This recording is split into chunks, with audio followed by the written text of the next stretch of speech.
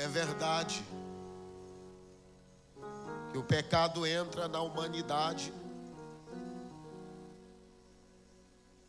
depois de Adão desobedecer à ordem de Deus e comer do fruto proibido. Depois do pecado de Adão, o diabo recebe o poder da morte, instala o império da morte na humanidade. E a partir dali, o primeiro homem a enfrentar o impacto da morte foi Abel. Adão também teve o desprazer de sofrer o impacto da morte, assim também como a sua esposa Eva. Homens da história, como Noé, que conseguiu vencer o dilúvio, construindo uma arca, ele também teve o desprazer de ser vencido pela morte. A morte também venceu o nosso pai na fé, a saber, Abraão. Ele também foi vencido pela morte. A morte também venceu Isaque. A morte também venceu Jacó e os seus 12 filhos. José venceu o Egito. José venceu a mulher de Potifar, mas não venceu a morte. Moisés, o nosso legislador da lei, ele venceu o Egito, ele venceu o deserto, ele venceu o Faraó, mas ele não venceu a morte. Homens como Jefité, Tolar, Jair, Sangar, Gideão e Sansão, juízes em Israel, homens que foram cheios do Espírito Santo de Deus, eles também foram vencidos pela morte. Reis como Davi, Jeroboão, Salomão, Roboão, Joaquim, Jeoaquim, Zedequias e Edequias e Uzias, eles também tiveram o desprazer de ser vencido pela morte. A morte não respeitou títulos e nem funções. A morte venceu levitas e sacerdotes. A morte também venceu sumos sacerdotes. A morte venceu juíza como Débora. A morte venceu mulheres como Noemi, Ruth. A morte venceu rainhas. Todavia, a morte está fazendo diversas vítimas. O poder da morte é tão devastador que quando ele entrava em uma família, ele tinha um poder de separação. Ele destruía projetos. A morte destrói sonhos. A morte tem o poder de desestruturar famílias. A morte tem o poder de paralisar pessoas, de isolar pessoas. Todavia, somente 2 homens conseguiram vencer a morte. O primeiro deles foi Enoque. Enoque andou com Deus e Deus o tomou para si. Enoque venceu a morte. Homens como o profeta Elias, ele também não teve o desprazer de ser vencido pela morte, porque o Senhor o levou em um redemoinho aos céus. A morte venceu homens cheios do Espírito. A morte também venceu mulheres cheias do Espírito. De Gênesis a Malaquias, a morte venceu diversos profetas, diversos homens de influência, até o momento em que Jesus vem à terra. Quando Jesus pisa na terra, Jesus tem um propósito a cumprir. E o propósito de Cristo é ir para a cruz, é morrer, porque Ele era o único homem que poderia desviar o caminho da humanidade, que estava caminhando a passos largos para a condenação eterna. Mas antes de cumprir o seu propósito maior, a Bíblia nos revela que Cristo vai enfrentar alguns embates contra a morte. E o primeiro embate que Cristo vai enfrentar contra a morte é quando a morte entra na casa de Jairo e leva a sua filha adolescente com 12 anos. Enquanto a morte venceu a filha de Jairo, o diabo acredita que vai receber o troféu por ter desestruturado uma família. Enquanto isto, Jesus decide ir até a casa de Jairo. E quando Jesus chega na casa de Jairo, Jesus encontra com a menina, olha para ela e diz: Talita cumi, eu te digo, menina, levanta-te. E a menina se levantou, a menina ressuscitou. Então, nesse primeiro embate de Cristo com a morte, ele vai vencer lá dentro de casa. O segundo embate que Cristo vai enfrentar contra a morte é quando a morte decide levar um amigo de Jesus, a saber, Lázaro. Lázaro adoeceu, morreu dentro de casa. Ele era o único homem da família. A família de Lázaro, ele era o cabeça da casa e tinha 2 irmãs. Todavia a morte conseguiu vencer Lázaro. Quando Lázaro morre, Jesus não chega. Acontece o cortejo fúnebre e Jesus não chega. Lázaro é sepultado e Jesus não chega. E a morte acredita: venceremos. Ele já está sepultado, receberemos o troféu. E ele não vai intervir nesse projeto que nós conseguimos concluir. O primeiro dia do sepultamento de Lázaro chegou e Jesus não chega no cemitério. O segundo dia chegou e Jesus não aparece no cemitério. Chegou o terceiro dia, lá se foi 72 horas. A filosofia dos judeus é que até 3 dias é possível haver ressurreição. O espírito pode voltar ao corpo e o indivíduo ressuscitar, mas num terceiro dia Jesus também não chegou. E você sabe tanto quanto eu que dentro do nosso corpo há bactérias vivas que não têm poder reagente enquanto o Espírito estiver habitando em nossos corações. Ela está viva, mas não tem poder de reagir. No quarto dia, Lázaro já cheirava mal. Essas bactérias começam a comê-lo por dentro, começa a destruir todos os órgãos internos. E até então Jesus não havia chegado. No quarto dia, Jesus decide ir no cemitério. E quando chega no cemitério, ele dá uma ordem dizendo: tirem a pedra. E quando tiraram a pedra, ele gritou bem alto dizendo: Lázaro, vem para fora. E Lázaro saiu todo enrolado, mas já está vivo. Eu vou repetir para alguém: Lázaro ressuscitou, saiu para fora, está todo enrolado, mas já está vivo. Glórias ao nome de Jesus. Cristo vai vencer o segundo embate contra a morte no ambiente onde a morte costuma receber o troféu, porque não tem um ambiente melhor para Cristo vencer a morte a não ser no cemitério, aonde pessoas são sepultadas e enterradas. Então Cristo chega, ressuscita Lázaro e mostra para o diabo que ele não perdeu o controle de nada. Pegue na mão de alguém por 5 segundos e diga para esse crente: Jesus não perdeu o controle. Diga, Jesus não perdeu o controle. Parece que acabou, parece que não tem mais jeito, parece que o cenário é para você desistir, mas avisa para esta pessoa que está do teu lado: Jesus está chegando para ressuscitar. Jesus está chegando para restaurar os Lázaros na tua história e na tua vida. Quem pode dar glória para Deus? Levante a mão para os céus, por favor. Olhe para cá. O terceiro embate que Cristo vai enfrentar contra a morte é quando o diabo decide ir até uma pequena aldeia chamada Naim. Só tinha uma entrada, e era esta entrada que também servia para a saída. O diabo, quando entra em Naim, ele instala o império da morte ali.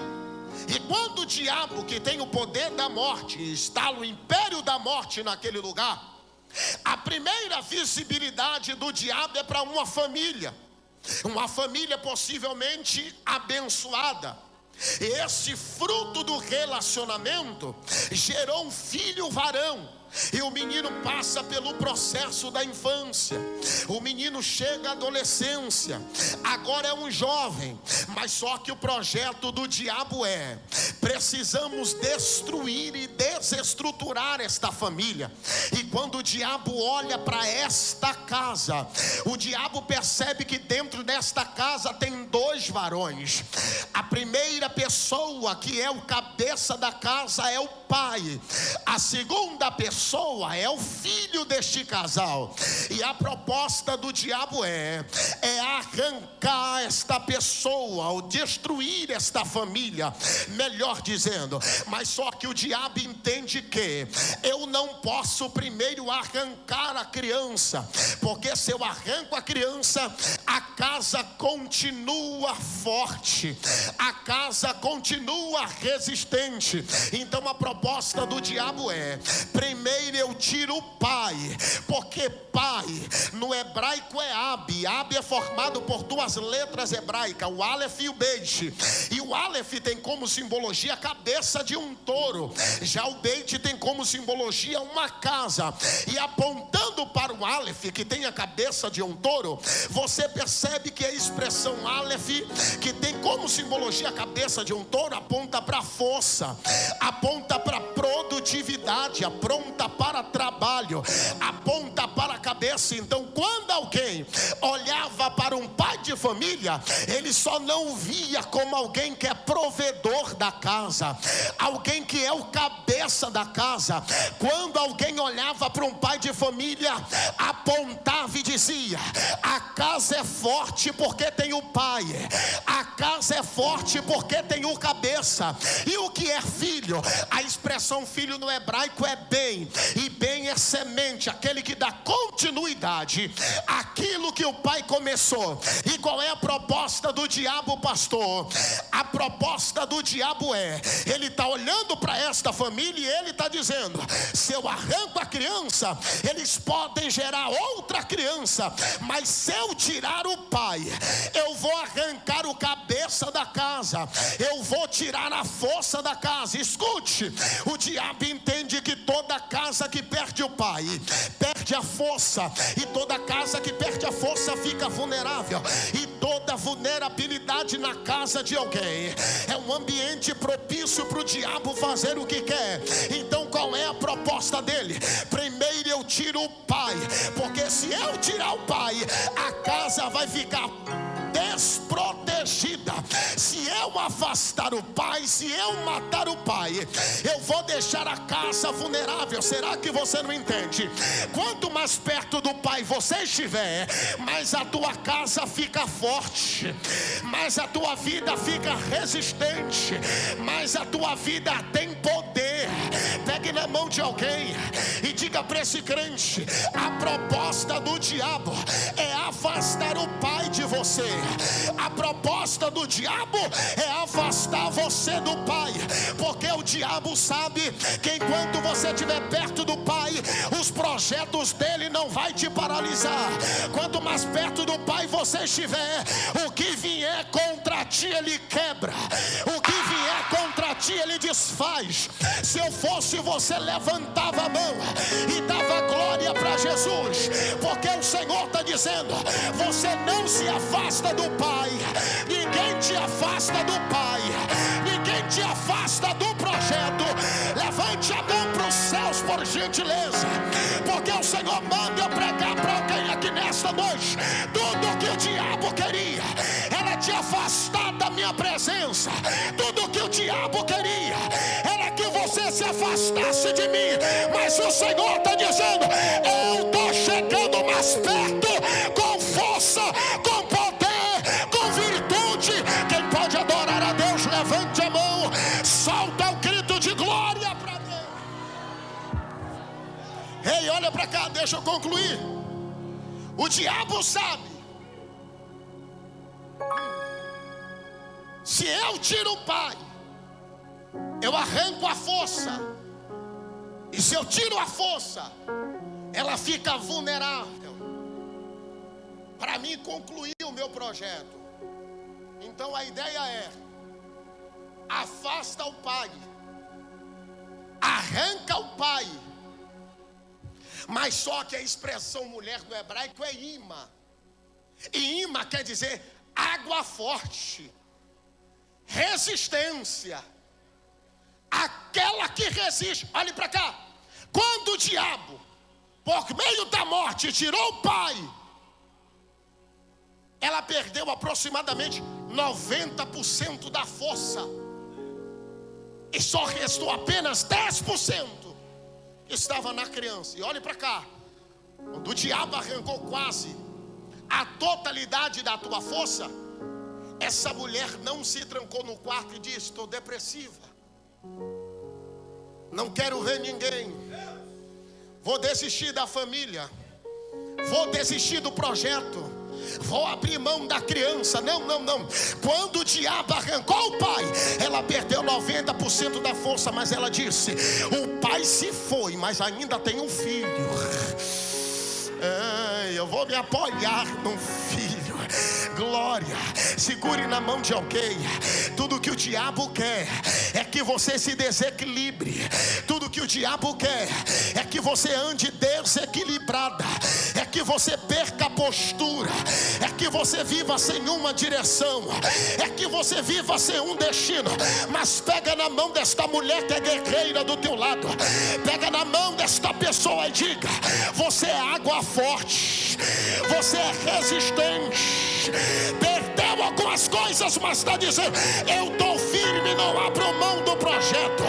Algumas coisas se perdeu, mas você está dizendo: eu não vou abrir mão daquilo que Jeová me entregou.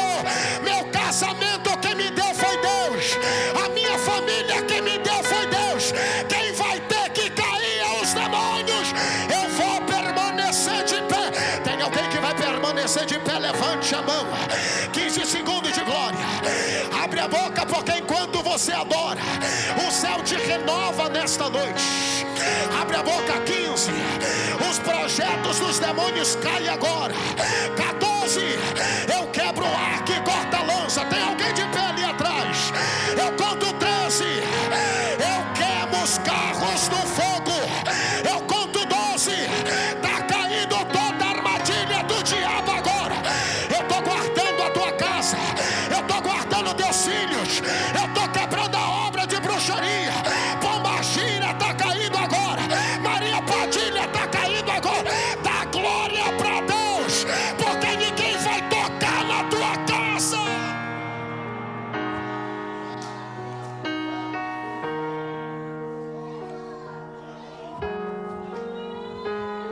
Deixa eu concluir.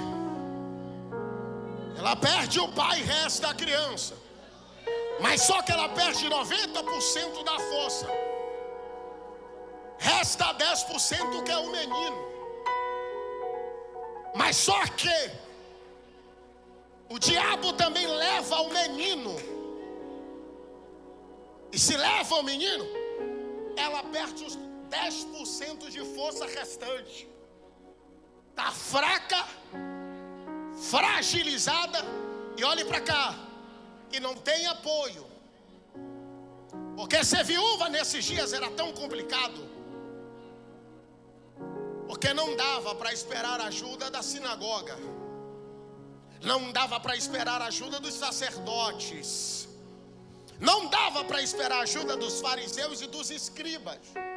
Porque quem era julgado mais santo entrava na casa de mulheres como essa, com pretexto de longas orações, e ainda arrancava o que elas tinham. Então olhe para cá, não dá para esperar ajuda do governo de Roma, porque a proposta de Roma é arrancar. Então essa mulher não tem apoio. A criança morre, ela prepara a criança, banha a criança, aplica especiarias aromáticas, enrola a criança, compra o esquife, põe no esquife e põe no meio da casa. Convida familiares, amigos e vizinhos. Todos chegam e começam a velar o corpo da criança, Possivelmente morre pela manhã, porque a distância de onde Jesus está até Naim é entre 48 a 50 quilômetros. É um dia de viagem a pé. Enquanto o menino morre e está sendo velado, Jesus estava curando o servo de um centurião. E depois de curar, ele disse: eu vou para Naim. Mas olhe para cá. Olha como Jesus está vindo. Ele está na frente, os discípulos atrás, e uma grande multidão atrás dos discípulos. Jesus está sendo revelado aqui como rei. Só é você olhar as entrelinhas do texto, porque quando Jesus sai de Cafarnaum e está indo para Naim, ele parece que está indo com um exército bem armado. Parece que Jesus está indo para uma guerra. Por quê, pastor? Já que a morte está reinando em Naim, o diabo está dizendo: quem mata sou eu, quem destrói família sou eu, quem destrói projetos sou eu, quem destrói sonhos sou eu, quem desestrutura a família sou eu, quem acaba casamento sou eu. Mas aqui para nós, enquanto a morte está pensando, estamos reinando e estamos governando este lugar, aí vem Jesus como rei. Ele vem como rei. Pastor Ed, olhe para cá. O texto diz que quando Jesus chegou próximo da cidade, ele não entra, ele para na porta. E como é que ele se revela como rei?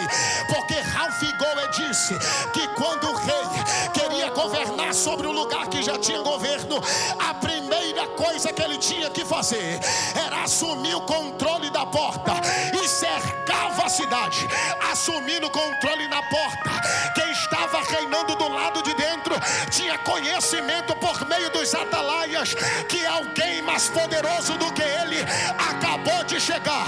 E olhe para cá, quando Jesus está chegando, o diabo e a morte está dizendo: alguém mais poderoso do que nós acabou de chegar, e ele está vindo para governar, ele está vindo para assumir o controle. Pega na mão de alguém aí, eu vou liberar isso aqui para alguém. Aqui é para quem ama a Bíblia. Quem ama a Bíblia vai pegar. Olha para cá, eu estou dizendo que Jesus está chegando para governar, pastor, e me prova que Jesus está chegando para governar. Lá vai, o diabo está governando com a morte do lado de dentro, e Jesus está na porta da cidade.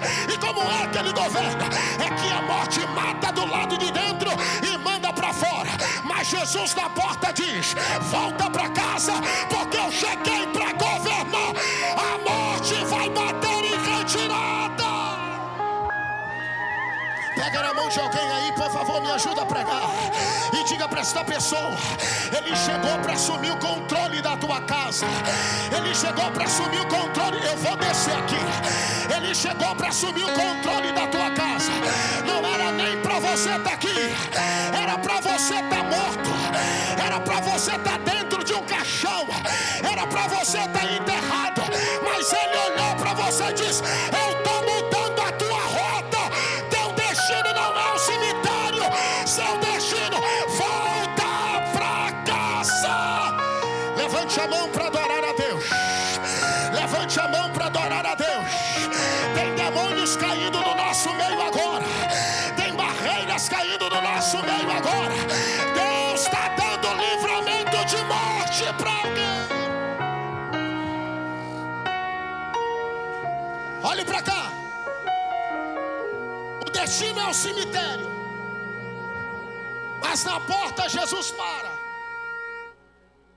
e muda a rota de quem seria enterrado. Ei, olhe para cá, olhe para cá. Deixa eu dizer algo para alguém aqui. Aonde é que Jesus encontra com ele? Aonde é que Jesus encontra com o defunto? Na porta. Olhe para cá. Quando passa pela porta, Jesus dá vida. Não, olhe para cá. Está morto enquanto não passa. Passou pela porta, ninguém toca. Não, você não está aqui neste culto. Eu vou repetir. Diga morto do lado de dentro. Diga morto do lado de dentro. Passou pela porta, está vivo. Passou pela porta, ninguém toca. Passou pela porta, a facção não toca. Passou pela porta, o diabo não toca. Passou pela porta, ninguém vai tocar. Eu estou pregando para alguém aqui nesta noite. Eu te trouxe aqui para lhe dizer: não tem demônios que te arranquem da minha mão. Ninguém vai te tocar. Passou pela porta, é só. Olha para alguém aí. Olha para alguém e diga: é só passar pela porta que tem vida. Aí Jesus para na porta. E ao olhar para essa mulher, Jesus identifica: primeiro, ela é viúva, porque tem uma forma peculiar de se vestir. Segundo, Jesus percebe que ela chora. Está chorando a morte de alguém que ela ama. E qual é a proposta de Jesus? Fazê-la parar de chorar. Se Jesus quer fazê-la parar de chorar, identifica que o motivo da morte, o motivo das lágrimas, é a morte de alguém que ela ama. Então é lógico que Jesus só tem que ressuscitar o menino. Eu vou repetir para alguém aqui. Qual é o motivo das lágrimas dela? Vai, gente. Qual é o motivo da lágrima dela? A morte do filho. E a proposta de Jesus é fazê-la parar de chorar.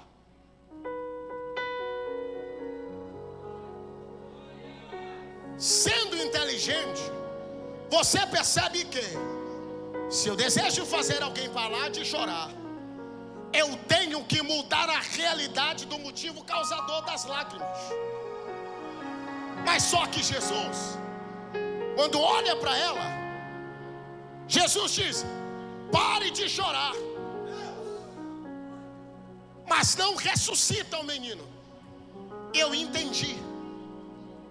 Já que ela não tem ninguém para se apoiar, se Jesus ressuscita o menino, ela para de chorar por causa do milagre. E olhe para cá. Ela se apoiaria no milagre. Mas só que Jesus manda ela parar de chorar sem ressuscitar o menino. O que é que Jesus está fazendo para ela? Olhe para cá. Se você não tem mais apoio, eu vou ser o teu apoio. Tem alguém pegou aqui, meu amigo pulou. Eu vou repetir para alguém. Isso daqui é para você dar um glória bem forte para Jesus. Pastor, por que é que Jesus não ressuscita o menino primeiro? Para fazê-la parar de chorar. Porque Jesus está ensinando para ela no período mais difícil da vida dela. Eu sei que você não tem apoio na terra. Se eu ressuscitar o menino, tu para de chorar. Mas você não vai se apoiar em mim. Você vai se apoiar no milagre. E quem se apoia no milagre desiste quando ele não fizer milagre.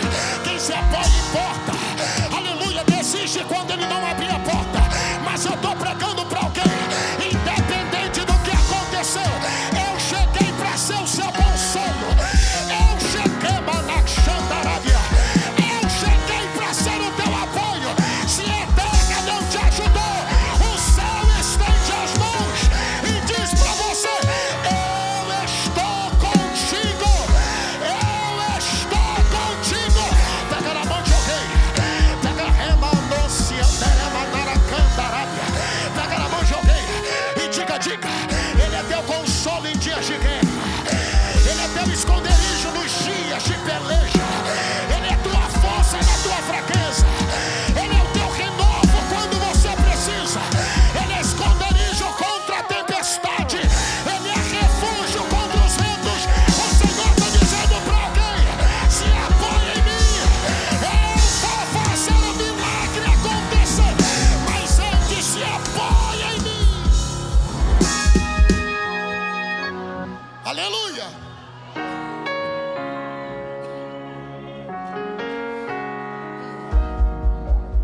Pare de chorar.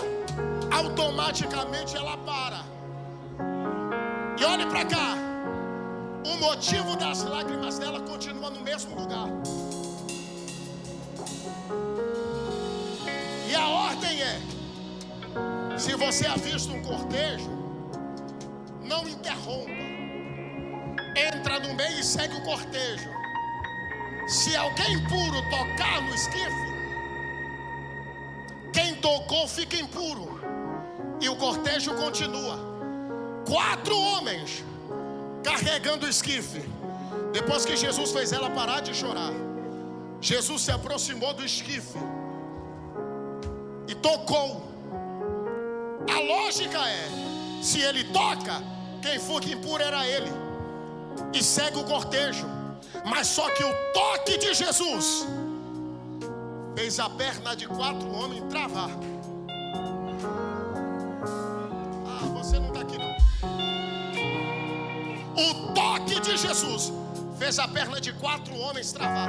E olhe para cá. Só tem uma multidão andando porque tem 4 homens levando defunto.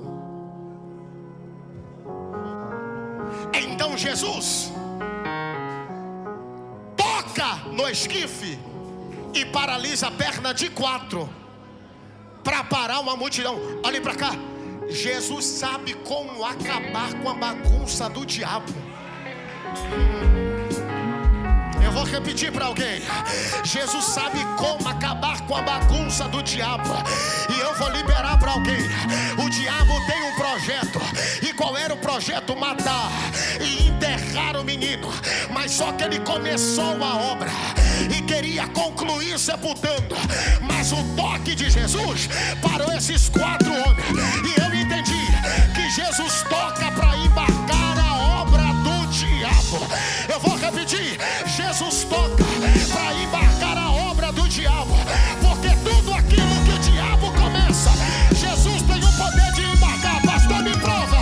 João disse: foi para isso que manifestou o Filho do Homem, para desfazer as obras do diabo. O que o diabo começou, Jeová está embarcando agora. Jeová está embarcando agora. Pegue na mão de alguém e coloque esse crente de pé. Ele manda candorovaxere calassúria. Sacode a mão deste crente que está do teu lado aí. Sacode a mão deste crente e diga para ele, diga para ela: Jeová está embarcando a obra do diabo agora. Jeová está paralisando a obra do diabo agora. Na tua família, na tua casa, nos teus negócios. Tudo que o diabo queria concluir na tua casa, Jeová está embarcando a obra dele agora. Ele é maraxere me comanaia. A banda vem comigo aí, deixa o céu te usar. Ele é manacandarábia. A obra de Pombagira está sendo embarcada agora. A obra de Preto Velho está sendo embarcada agora. O Senhor está dizendo: eu estou tirando o nome de crente da boca do sapo agora. Eu estou tirando o nome de crente. Ele é manassere de dentro de sepultura agora. Eu vou tomar alguns vasos com autoridade aqui. Eu vou tomar agora. É manaia. Ele é macome na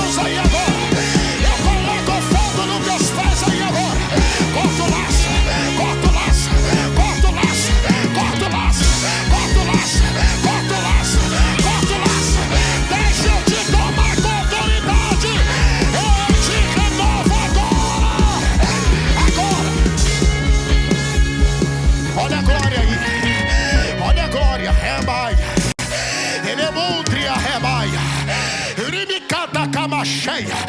O que o diabo começou, eu estou acabando agora. E a obra que eu começo, o diabo não para. Eu vou repetir para alguém: o que o diabo começou, eu estou acabando agora.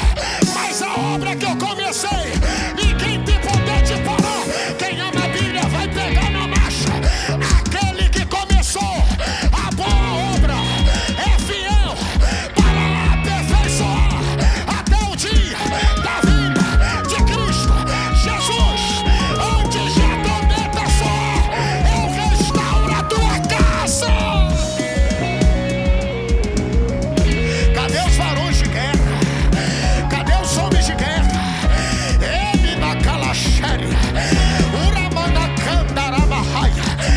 Eu tô tirando agora, eu tô quebrando agora, eu tô desfazendo agora a obra que foi preparada, a obra que foi arriada, a pombagira que foi alimentada.